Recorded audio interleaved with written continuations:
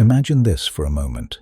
A young prince stands in the middle of a dusty road, staring at a lifeless body. The world around him goes silent. His heartbeat feels louder than the crowd. His breath sticks in his throat. And in that stillness, one terrifying truth hits him harder than any enemy ever could. Everything he loves will one day fade. Not just the body lying before him, but his parents, his wife, his newborn son, even himself. This moment didn't just change a prince's life.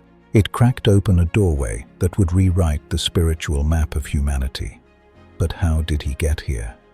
How did a royal child, sheltered from pain and wrapped in luxury, end up standing face to face with the one thing his father tried hardest to hide? To understand that, we need to start in the palace, a palace filled with gold, music, and everything beautiful, except the truth. Welcome to the eternal narrator, a place where ancient stories rise from silence, where forgotten wisdom finds its voice again, where the past stretches its hand across centuries to touch your life in this very moment. You are here for a reason. Maybe you're searching for clarity. Maybe you're trying to understand your own suffering. Maybe a part of you knows that the world is louder than ever, and your soul is simply tired of the noise. So pause, slow down with me. Let the outside world fade for a moment, and let's step into a time where a young prince is about to awaken to a truth that will one day reach you as you listen right now. Before the world called him the Buddha, he was Siddhartha, a prince born into a kingdom where fortune smiled on him from day one. His father, King Siddhartha, wanted his son to become the greatest ruler the world had ever seen. And to shape that destiny, the king did something drastic. He ordered that Siddhartha must never see anything unpleasant. No sickness, no aging, no death. Nothing that could disturb his perfect happiness. Imagine growing up inside walls built not just from stone, but from fear. Fear that the truth might take your destiny in a different direction. Fear that the world beyond the palace might call you away. So Siddhartha grew up surrounded by festivals, music, dancing, and beauty. Every problem was hidden before he could notice it. Every sad face was removed from sight. Every elder was kept out of view. In that palace, time felt frozen. Pain did not exist. And yet, something felt strangely incomplete. It's like living in a dream where nothing can touch you, but also where nothing feels entirely real.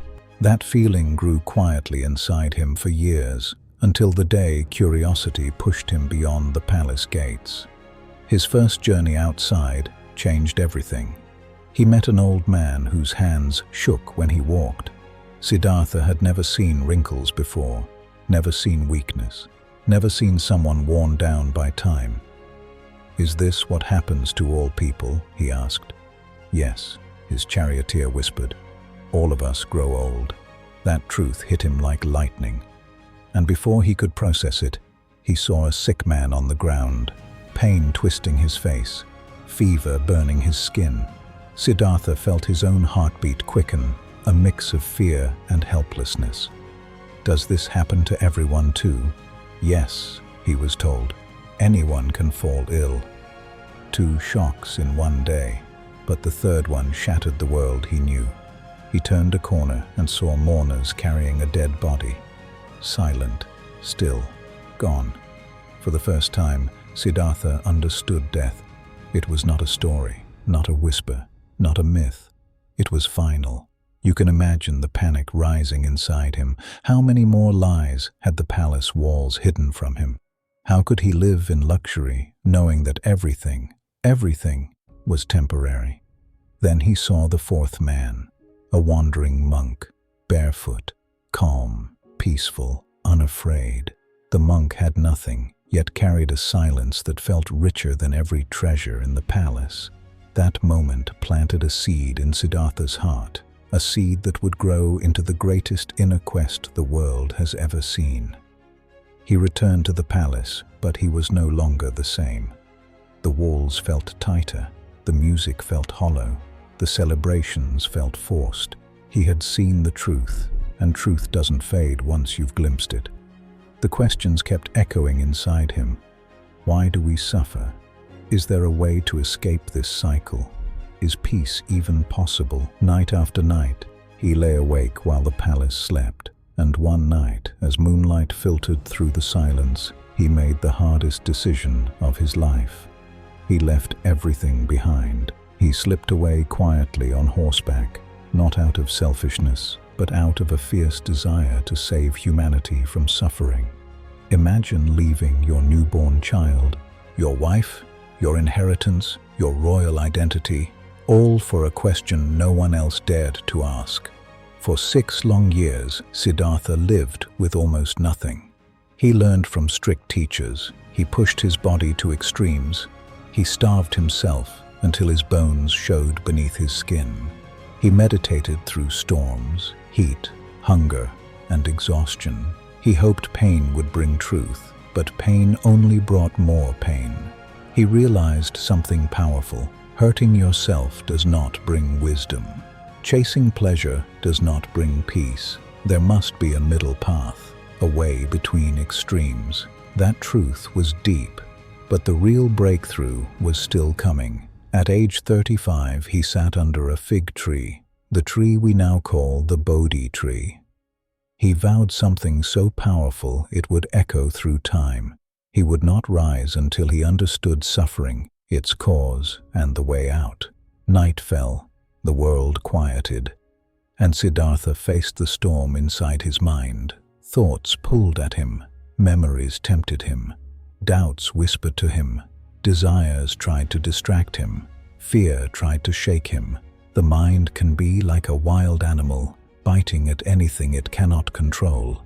But Siddhartha watched it all with stillness, and somewhere in the deep silence of dawn, the storm settled. A new understanding rose like the sun. Everything changes, nothing lasts forever. Clinging to things, even beautiful things, creates suffering. Letting go creates peace. He saw the truth of life with such clarity that it washed away all confusion. He awakened. He became the Buddha, the awakened one. But enlightenment wasn't just a moment.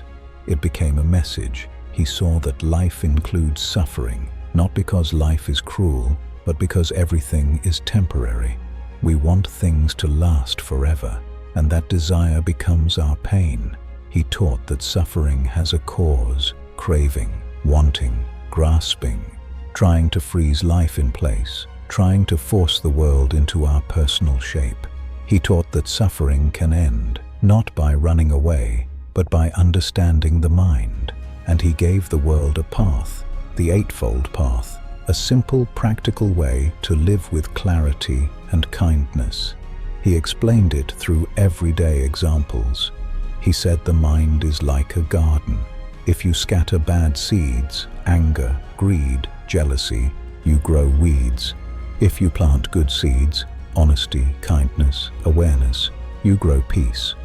Right understanding means seeing the world clearly, not through fear or longing. Right intention means choosing actions that don't harm. Right speech means speaking words that heal, not hurt. Right action means living gently in the world. Right livelihood means earning a living that does not bring suffering to others. Right effort means disciplining the mind a little each day. Right mindfulness means being awake to the present moment. Right concentration means finding deep stillness, even while life keeps moving all around you. These teachings were not meant for monks alone. They were meant for farmers, merchants, parents, kings, everyone. If this story is stirring something inside you, take a moment to like this video so more people can find this wisdom. And stay with me, because the most surprising part is still ahead.